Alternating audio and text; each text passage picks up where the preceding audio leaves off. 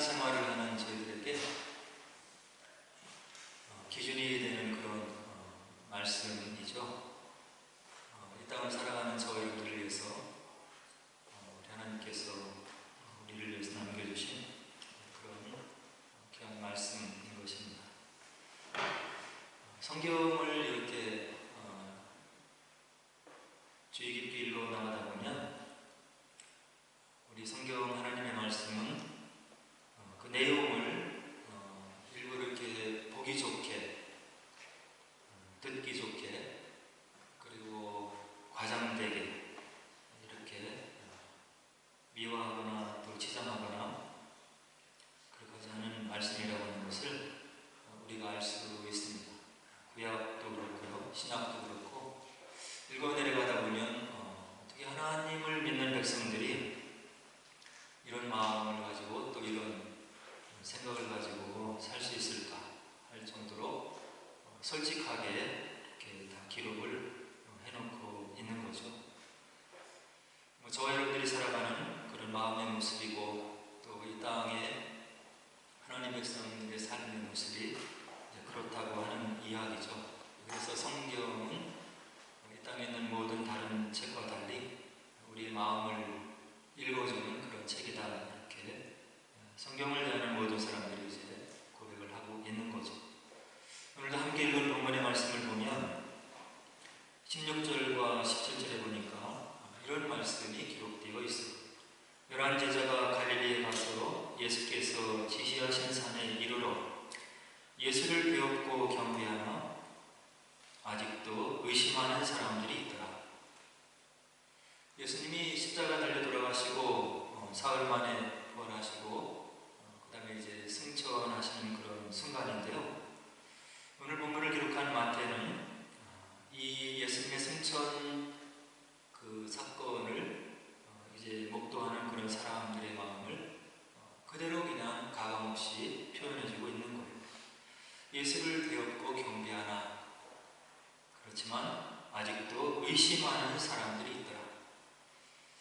미화를 해야 될 거 아니에요. 신화적으로 표현을 하고 모든 사람이 믿었더라, 열광적으로 찬양하고 하나님이 다시 오심을, 예수님이 다시 오심을 고대하는 마음으로, 사모하는 마음으로 예수님을 떠나보냈더라, 이렇게 기록을 해야 될 것 같은데, 오늘 마태는 그 예수님의 승천 기사를 기록하면서 솔직하게 우리들에게 그 마음을 얘기해주고 있는 것입니다.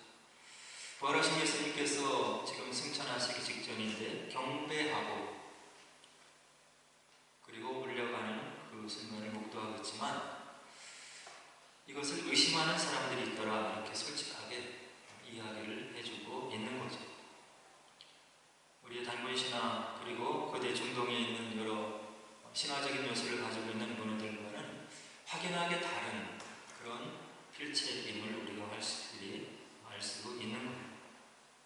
그래서 이런 걸 보면 하나님의 말씀이 진리됨이고, 그리고 우리의 모습을 적나라하게 드러내고 믿을 만한 말씀이고, 그리고 이런 말씀을 내가 믿음으로 시인하고 또 이렇게 생활을 했더니 말씀 속에 있는 기적과 이적들이, 기도의 응답들이 체험이 되더라. 그것이 우리의 신앙의 고백이잖아요. 3500년 전이나 또 예수님 당시나 지금이나 동일하게 이 말씀을 진리라고 믿고 그것이 나의 삶 속에 이루어질 것을 믿으면 그것이 체험이 되기 때문에 우리가 신앙생활을 하고 있는 거예요. 하나님의 말씀의 진리성을 보여주고 있는 거죠. 오늘 본문 말씀에 또 하나님의 간절한 소원이 또 이렇게 들어있어요. 하늘로 올려가시는 그 예수님께서 이 땅에 남아있는 모든 하나님의 백성들에게 간절한 소망을 가지고 있다고 얘기를 해주시고 있는 거예요. 그 소망이 무엇이냐면 19절로 20절에 보니까 그러므로 너희는 가서 모든 민족을 제자로 삼아 아버지와 아들과 성령의 이름으로 세례를 베풀고 내가 너희에게 분부한 모든 것을 가르쳐 지키게 하라.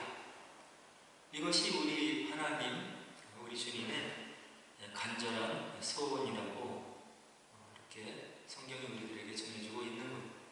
하나님께서 우리에게 간절히 바라고 소원하는 것이 있는데 그것이 무엇이냐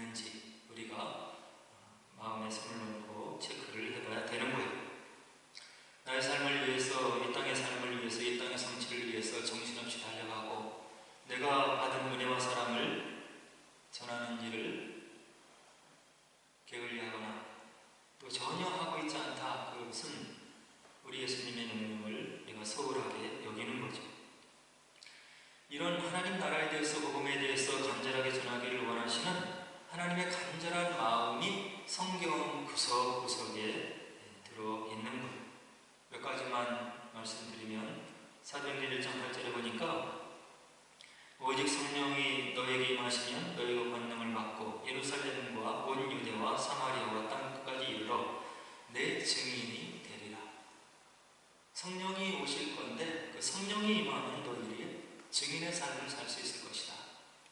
개인의 욕구와 비전과 꿈을 따라 살아가는 그런 나를 위한 삶이 아니라 하나님 나라의 일을 걱정하면서 하나님의 뜻을 이루어드리기 위해서 너희들이 노력하는 그런 증인의 삶을 살 수 있을 것이다. 이렇게 이야기를 해주시고 있는 거죠. 그리고 로마서 10장 13절 15절에 보니까 사도 바울은 우리들에게 뭐라고 얘기를 해주냐면 누구든지 주의 이름을 부르는 자는 구원을 받으리라. 이 땅에는 모든 사람들이 주의 이름을 부르는 그 누구든지 구원을 받을 것이다. 그런즉 그들이 믿지 아니하는 일을 어찌 부르리요? 듣지도 못한 일을 어찌 믿으리요? 전파하는 자가 없이 어찌 들으리요? 보내심을 받지 아니하였으면 어찌 전파하리요? 기록된 말보다 좋은 소식을 전하는 자들의 발이요 함과 같으니라. 이 땅에는 모든 사람들이 복음을 듣고 믿으면 구원을 얻게 될 거라고 하나님께서 약속을 해주셨는데 우리가 전하지 않으면 어떻게 듣겠냐고 사도 바울이 우리들에게 반문하고 있는 거예요. 전하지 않으면 듣지 못하기 때문에 그들이 주의 백성이 될 수 없고 구원을 받을 수 없다고 하는 것을 역설적으로 표현해주고 있는 거죠. 전하고 나누고 증거하는 삶의 중요성을 얘기해주고 있는 거예요. 그리고 시편 96편 3절에 보니까 그의 영광을 열방 중에 그의 기이한 행적을 만민 중에 선포할지어다. 우리 삶 속에 임하신 하나님의 기이한 행적을 만민에게 선포하라고 시편 기자가 얘기를 해주고 있어요. 너희 삶 속에 하나님께서 야훼 하나님께서 어떻게 역사하시고 어떻게 동행하셨는지를 만민 중에 전하는 삶을 살아라. 그리고 마가복음 16장 15절에 보니까 또 이르시되 너희는 온 천하에 다니며 만민에게 복음을 전파하라. 여러분들 삶 속에 임한 하나님의 사랑을 나누어줄 것을 하나님의 말씀이 그의 말씀을 통해서 하나님의 마음을 우리들에게 간절하게 이야기를 해주고 있는 겁니다. 복음을 전하는 일의 중요성을 우리가 확인할 수 있는 그런 맥락이죠. 이렇게 우리가 우리에게 임한 하나님의 은혜를 주님의 사랑을 전해야 되는데 우리들 주변에 잘못된 가르침들이 있는 거예요. 소위 말해서 종교 다원주의자들이라고 하는 사람인데 그 사람들은 뭐라고 얘기를 하냐면 모든 종교에는 그리스도가 있다 이렇게 얘기를 해요. 절대자에게 인도하고 절대자를 소개하는 그런 중보자가 있다고 하는 그런 이야기죠. 그래서 모든 종교가 그 나름대로 구원에 이르는 길을 제시하고 있는 것을 우리가 알아야 된다 이렇게 그들이 얘기를 하고 있어요. 그리고 한 걸음 더 나아가서 그렇기 때문에 모든 종교는 세상의 평화를 기여하는 데 마음을 못 두고 그리고 세상의 화평과 평화를 위해서 우리가 하나가 되어야 된다 이렇게 이야기를 해주고 있는 거예요. 들으면 그럴듯한 이야기죠. 모든 종교에 그리스도가 있고 구원자가 있고 구원에 이르는 길이 있고 또 세상 모든 사람들이 잘 살 수 있는 화평을 도모하고 세계 평화를 기여하는 그런 일들에 하나가 되어야 된다. 너무 멋있고 또 우리가 받아들이기 쉬운 그런 가르침인데요. 하나님의 말씀은 우리가 읽어보면 분명히 우상이 있음을 이야기해주고 있는 거예요. 그리고 하나님께서 인정하시는 종교가 있고 이방 종교가 있음을 하나님 말씀은 우리들에게 이야기해주고 있는 거예요. 그리고 신약의 그 위대한 선교 여행을 떠났던 바울의 선교 일지를 우리가 들여다보면 바울이 가는 곳마다 이방 종교와 논쟁을 벌이고 왜 예수 그리스도가 참된 하나님의 보내신 메시아이고 우리의 구원자가 되시는가를 일일이 설명하고 그의 삶을 통해서 증언하려고 하는 바울의 몸부림치는 그런 삶의 궤적들이 그의 서신서에 그대로 드러나 있는 것. 종교 다원주의자들의 이런 그럴듯하고 멋진 화법이 진리라고 한다면 사도 바울이 이런 삶을 살 필요가 없는 거죠. 그리고 성경을 들여다보면 우상의 특징이 무엇인지를 하나님의 말씀이 우리들에게 분명하게 알려주고 있는 것. 그리고 우상이 가지고 있는 한계가 무엇인지도 분명하게 알려주고 있는 것. 구약의 말씀, 신약의 말씀을 통해서 일관되게 우상 숭배에 대해서 얘기를 해주는데, 우상을 숭배하는 것은 죄이고 불순종이고 하나님과 맺어진 언약을 파기하는 그런 죄를 짓는 것이라고 하나님 말씀이 이야기를 해주고 있는 것. 출애굽기 20장 3절과 5절에 보니까 너는 나 외에는 다른 신들을 내게 두지 말라. 너는 나 외에는 다른 신들을 내게 두지 말라. 너를 위하여 새긴 우상을 만들지 말고 그것들에게 절하지 말며 그것들을 섬기지 말라. 하나님 말씀이 분명하게 이야기를 해주고 있는 거죠. 그리고 시편 115편 4절로 8절에 보니까 그들의 우상은 은과 금이요 사람의 손으로 만든 것이요. 우상이 무엇인지를 분명하게 짚어주고 있는 거예요. 인간의 섬김의 대상이 되고 있는 우상이 은과 금으로 만든 것이지 않느냐? 생명이 없는 그런 사람의 손으로 만들어 놓은 것이 우상이지 않느냐? 입이 있어도 말하지 못하며 우상은 입이 있어도 말을 하지 못하지 않느냐? 우상을 만든 자들과 그것을 의지하는 자들이 다 그것과 같으니라.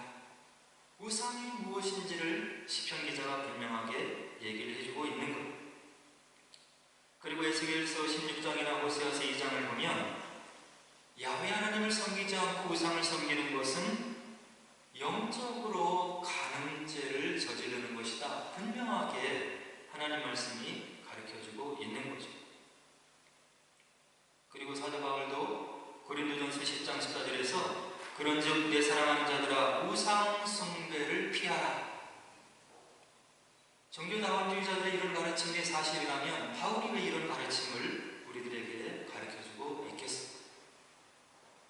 참된 신이 아니고 거짓된 신이고 사람을 미혹해 하고 결국에는 사람을 망하게 하는 그런 우상과 거짓 신이 있기 때문에 이런 이야기를 해주고 있는 것.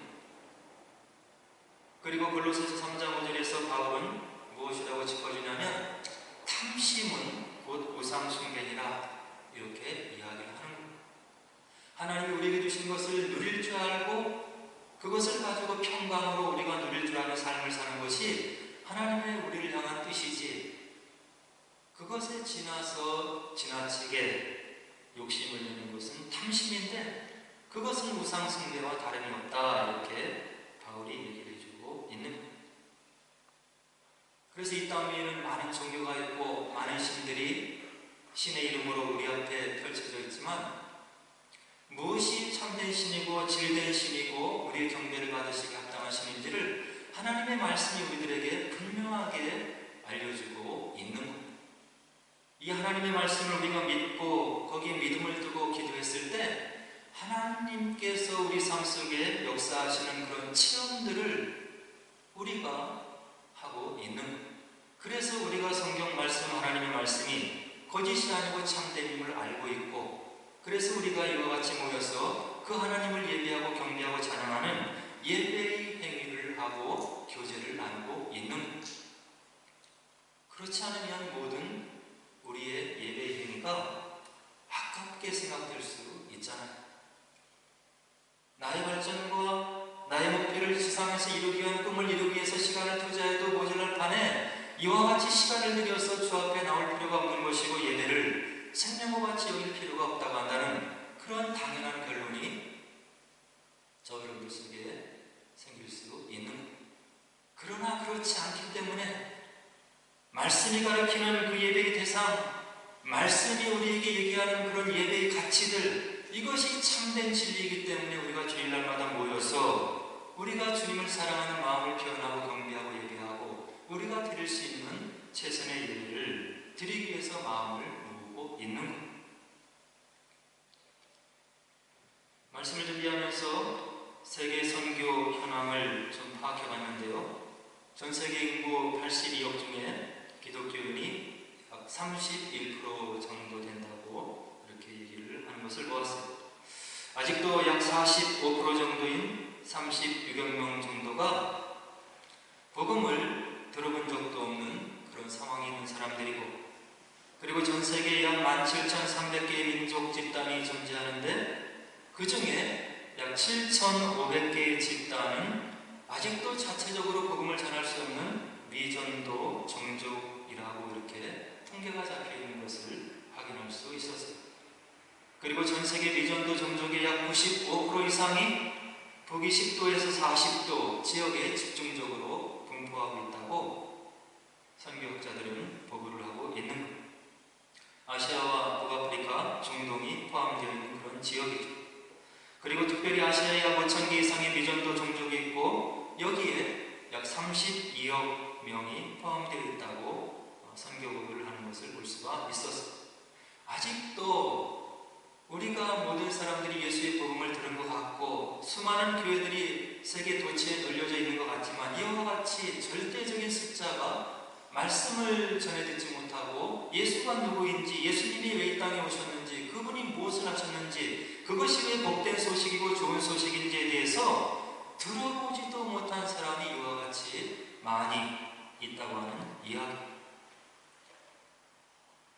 복음이 먼저 전파된 지역에서 믿는 사람들이 감소하는 그런 지역, 유럽과 한국도 그런 지역에 들어가겠지만요, 그런 지역이 있지만 아직도 매일 5만 명 이상의 사람들이 신앙을 받아들이고 믿음을 고백하는 그런 선교의 열매가 맺혀지고 있음을 선교학자들은 이야기를 하고 있는 겁니다. 그리고 유럽 지역에서 교회가 그 용도를 달리하고 팔려나가고 이렇게 하고 있지만 매년 약 6,000개 이상의 교회가 새로이 세워지고 있다고 하는 귀한 선교 보고를 우리가 들을 수가 있는 겁니다. 아직도 복음을 위해서 우리가 해야 될 일이 많고 기도해야 될 일이 많고 이 복음의 말씀을 전해야 되는 그런 사명들이 말씀을 통해서 저와 여러분들에게 분명한 하나님의 명령과 하나님의 마음으로 전해지고 있음을 우리가 마음속에 깨달아 알아야 되는 거죠. 그래서 저와 여러분들 속에 들어온 예수님을 어떻게 소개하고 전하고 나눠야 되는지가 우리의 지상삶의 하나의 목적이 되어야 됨을 이런 말씀들은 우리가 통해서 알 수 있는 겁니다. 그럼 저와 여러분들이 어떠한 모습으로 이와 같이 주님께서 간절하게 원하시는 지상 대명령, 위임명령으로 두신 이 명령에 부응하는 삶을 살아갈 수 있을까? 첫 번째는 세상의 빛과 소금이 되는 삶을 통해서 우리가 이 선교의 사역을 감당할 수 있는, 다시 말씀드려서 저와 여러분들의 삶 자체가 중요한 거예요. 우리가 어떤 삶을 어떤 모습으로 어떻게 신앙을 증거하고 말씀을 열매로 맺어내는 삶을 평상시에 우리가 살아가는 거가 정말로 중요하다고 하는 것을 복음의 말씀을 통해서 확인할 수 있는 거예요. 예수님께서 마태복음 5장 13절 16절에서 뭐라고 얘기하냐면 너희는 세상의 소금이니 소금이 만일 그 맛을 잃으면 무엇으로 짜게 하리요? 후에는 아무 쓸데없어 다만 밖에 버려져 사람에게 밟힐 뿐이니라. 너희는 세상의 빛이라. 산 위에 있는 동네가 숨겨지지 못할 것이요 사람이 등불을 켜서 말 아래 두지 아니하고 등경 위에 두나니 이러므로 침한 모든 사람에게 빛이 누니라. 이와 같이 너희 빛이 사람 앞에 비치게 하여 그들로 너희 착한 행실을 보고 하늘에 계신 너희 아버지께 영광을 돌리게 하라.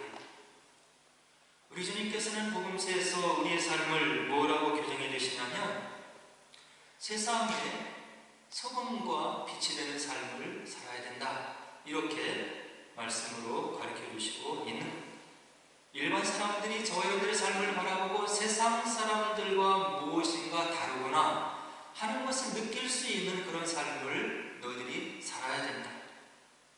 너희들의 삶을 보면서 하나님 나라가 무엇이고 하나님의 뜻이 무엇이고 주님께서 이 땅에 우리를 통해서 이루시고자 하는 뜻이 무엇인지를 발견할 수 있는 그런 빛과 소금된 삶을 살아야 된다고 말씀을 통해서 우리들에게 알려주시고 있는 겁니다.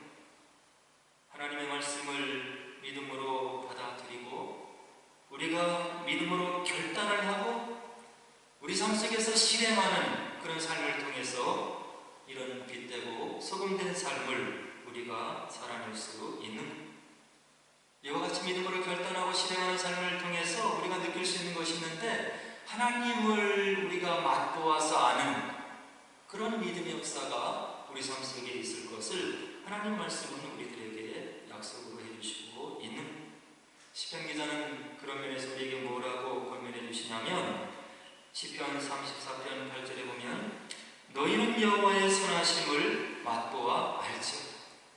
여호와의 선하심과 좋으심과 언약의 하나님 되심을 우리가 맛보아서 알아야 우리의 삶이 믿음으로 결단되고, 그것이 삶 속에서 행함으로 열매를 맺어서 저와 여러분들의 삶을 바라보고 하나님 나라를 발견하는 그런 대위 명령을 실행하는, 또 준행해드리는 삶을 살 수 있다고 이야기를 해주시고 있는. 두 번째는 말씀의 일선에서, 복음의 전선에서 선교사들이 하는 일들을 기도와 물질로 우리가 후원함으로써 말씀 전파의 사명을 감당할 수 있는, 하나님 말씀이 무슨 원리를 우리들에게 적용해 주고 있냐면, 보내심을 받은 자와 후원해서 기도로 후원하고 물질로 후원해서 파송하는 자가 동일한 상급을 받게 됨을 하나님 말씀이 우리들에게 약속해 주고 있는, 아무나 선교연지에 갈 수 없는 거잖아요. 저희들의 일생을 통해서 선교지에 가서 선교사들이 하는 그런 고통과 어려움들과 삶의 어려움들을 겪으면서 우리가 말씀을 전할 수 있겠는가를 생각해보면, 선교는 우리와 거리가 멀은 것 같이 느껴질 수 있는, 그러나 하나님께서는 우리에게 말씀의 원리를 약속의 말씀으로 전해주고 있는데, 보내심을 받고 파송되어 나가는 선교사나 그 선교사가 말씀을 일선에서 전도하면서 전하는 그런 일들을 할 수 있도록 후원하는 파송자가 동일한 상급을 받게 될 것을 하나님께서 언약의 말씀으로 이야기해 주시고 있는, 마태복음 10장 41절로 41절에 보니까 선지자의 이름으로 선지자를 영접하는 자는 선지자의 상을 받을 것이요, 누구든지 제자의 이름으로 이 작은 자 중 하나에게 냉수 한 그릇이라도 주는 자는 결단코 그 상을 잃지 아니하리라. 보냄을 받아서 어려운 선교 의지에 가서 고생하는 선교사나 그 선교사님을 생각하고 기도하고 물질로 후원하고 뒤에서 마음으로 후원하는 저와 여러분들이 동일한 상급을 받게 될 것임을 하나님께서 그분의 말씀으로 우리들에게 약속을 해주시고 있는, 이와 같은 일들을 통해서 저와 여러분들이 주님의 간절한 소원을, 그 명령을 이 땅의 삶을 통해서 지켜드릴 수가 있는 거죠. 그리고 복음 전파에 약속되어 있는 하나님의 축복들이 또 여러 가지가 있는데요. 어떤 말씀들이 있냐면, 히브리서 6장 10절에 보니까 하나님은 불의하지 아니하사 하나님은 공의로운 하나님이라고 말씀하시는 거예요. 너희 행위와 그의 이름을 위하여 나타낸 사랑으로 이미 성도를 섬긴 것과 이제도 섬기고 있는 것을 잊어버리지 아니하시느니라. 주님의 사랑을 기억하고 성도를 섬긴 것, 이제도 섬기고 있는 것을 우리 하나님이 잊어버리지 않겠다고 히브리서 기자를 통해서 약속해 주시고 있는, 그리고 마태복음 25장 40절에 보니까 임금이 대답하여 이르시되 내가 진실로 너에게 이르노니 너희가 여기 내 형제 중에 지극히 작은 자 하나에게 한 것이 곧 내게 한 것이다. 우리 주변에 보이는 지극히 작은 자들이 많이 있을 거예요.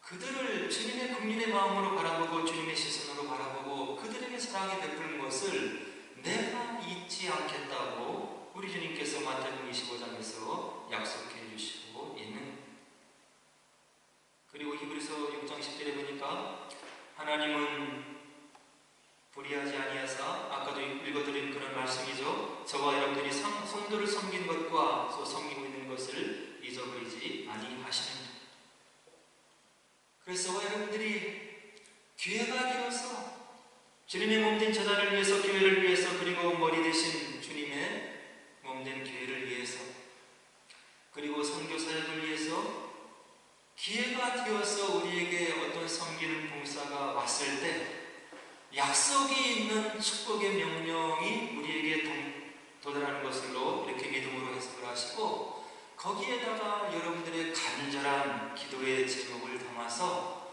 하나님의 교회를 세우고 선교 사역을 위해서 하는 그런 모든 일들을 위해서 여러분들이 마음을 들여 나가면 여러분들의 기도 제목이 하나님께서 기름 부어주시고 하나님이 살아계시고 그의 약속을 지켜주심을 여러분들의 삶 속에서 증언해 주시겠다고 우리에게 하나님의 말씀을 통해서 약속을 해주시고 있는 겁니다.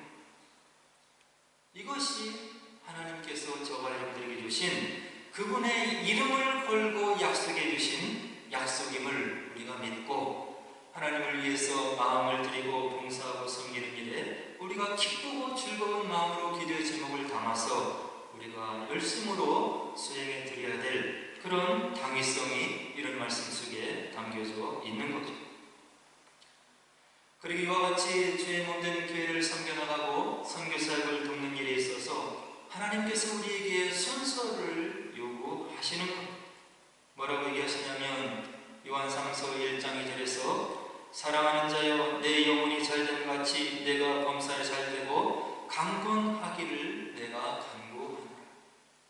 우리 주님께서 저와 여러분들이 강건하고 잘되기를 마음을 모아서 간구해 주시는데 그 순서가 있는데 먼저 영혼이 잘되기를 간구하시는 거예요. 영혼이 잘 되어서 하나님 앞에 우리가 믿음의 인격을 가지고 하나님 앞에 바로 서 있어야 우리가 하나님의 말씀을 통해서 약속을 통해서 우리 삶 속에 들어오는 그런 축복을 바로 사용할 수 있는 믿음의 인격이 형성됨을 이런 축복의 순서를 통해서 우리가 확인할 수 있는 겁니다. 그리고 또 우리 삶 속에 우리가 마음을 기울여야 될 우선순위도 분명히 이야기를 해주시고 계시는데 마태복음 6장 33절에 보니까 너희는 먼저 그의 나라와 그의 의를 구하라. 그리하면 이 모든 것을 너희에게 더하시리. 우선순위가 있고 먼저 돼야 될 일이 있고 나중되어야 될 일들이 있음을 하나님께서는 우리에게 이와 같이 분명하게 또 밝히 알려주시고 있는 매일의 삶 속에서 말씀을 통해서 기도의 삶을 통해서 저와 여러분들의 영혼이 먼저 잘되고 하나님 앞에 영혼이 먼저 바로 세워져 있는 상태에서 하나님의 축복을 바로 받고 그것을 하나님의 사역을 위해서 선교 사역을 위해서 우리가 바로 사용하기를 원하시는 하나님의 뜻이 이런 말씀 속에 담겨 있는 거죠. 그럼 우리 리즈 한인교회가 감당해야 될 선교 사역은 어떤 것들이 있겠습니까? 제가 이제 8년차 리즈 한인교회에 와서 말씀 사역을 하고 여러분들과 함께 신앙생활을 해나가고 있는데요.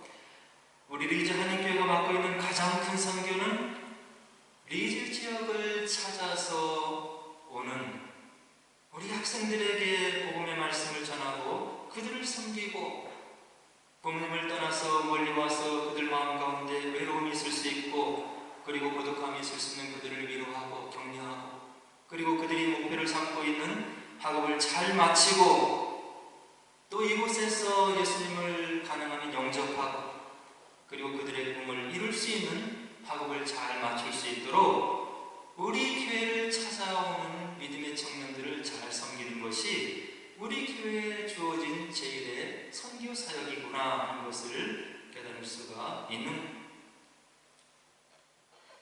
그래서 저희들이 교회가 연약해서 부족한 면이 혹시 우리 학생들에게 보일 수는 있지만 저희 교회에서는 최선을 다해서 가능한 한 여러분들에게 말씀을 전하는 일에 그리고 집사님들이 고생을 하고 또 섬기는 그런 노력을 기울여서 여러분들을 가능한 한 따뜻한 마음으로 먹이고 입히기 위해서 최선을 다하고 있는 것이고 그것은 앞으로도 우리 리즈 한인교회가 계속해서 감당해야 될 그런 선교의 사역이고 섬김의 사역임을 우리 교회의 사역의 목표로 분명하게 정할 수 있는 겁니다.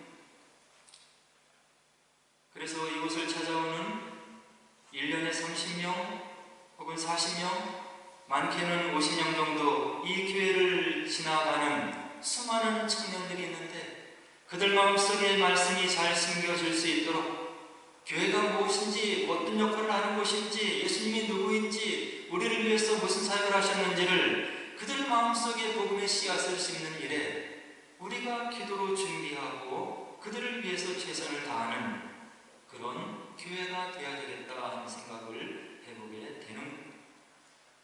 지금은 우리 청년 학생들이 우리 교회의 조그만 섬김과 사랑을 받지만, 청년 학생들이 하나님의 사랑을 마음속에 담고 그들의 비전을 키워나가서 이 다음에 더욱 큰 주님의 사랑을 전하는 그런 주님의 귀한 사역자이며 도구가 되기를 바라는 마음으로 교회가 섬김을 다하고 또 기도하고 있고, 그런 쪽으로 우리 교회의 사역의 목표와 방향을 정하고 있음을 우리 모든 성도들이 마음속에 담아두시고 또 기도하시고, 먼 곳 유학 떠나와서 이 지역에서 방황하지 말고 이곳을 찾아오는 수많은 청년 학생들이 교회로 찾아오고, 또 여러분들의 전도를 통해서 교회 와서 말씀을 전해 듣고 교제를 통해서 주의 사랑을 확인하고, 그리고 그들 마음 가운데 복음의 씨앗이 잘 심겨질 수 있도록 그런 사역을 우리 교회가 감당해야 됨을,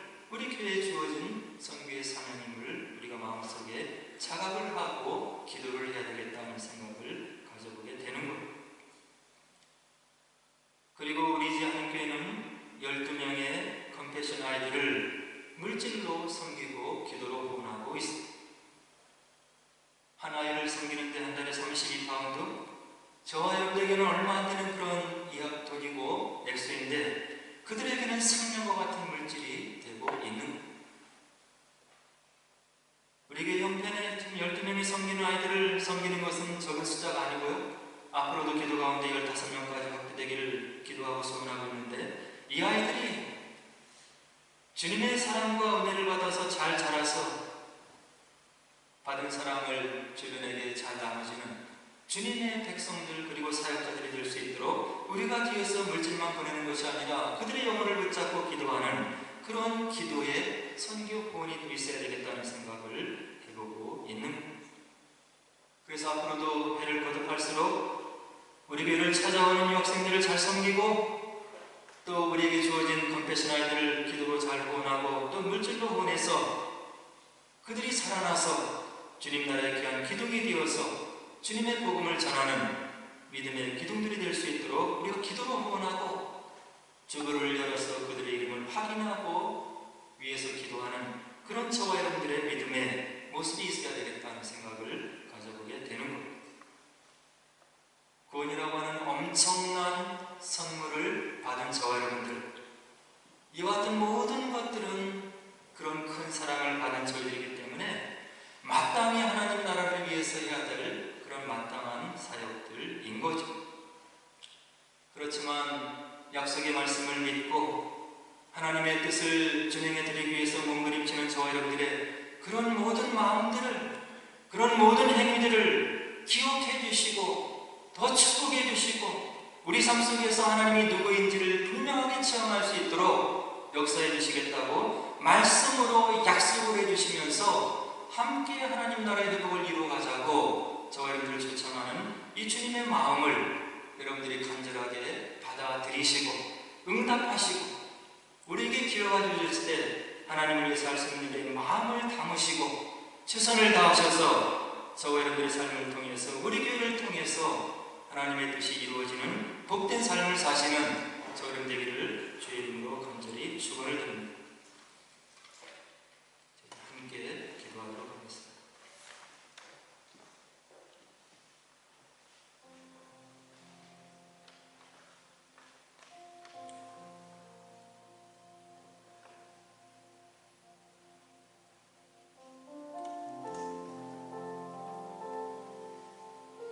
이 땅에서 저희들이 살아가는 삶의 연한은 그렇게 긴 것이 아님을 우리가 느끼고 또 알고 있습니다. 우리가 하나님을 위해서 큰 일을 할 수 있을 것 같아도 우리의 모습을 살펴보면 한계가 뚜렷하고 또 능력이 부족함을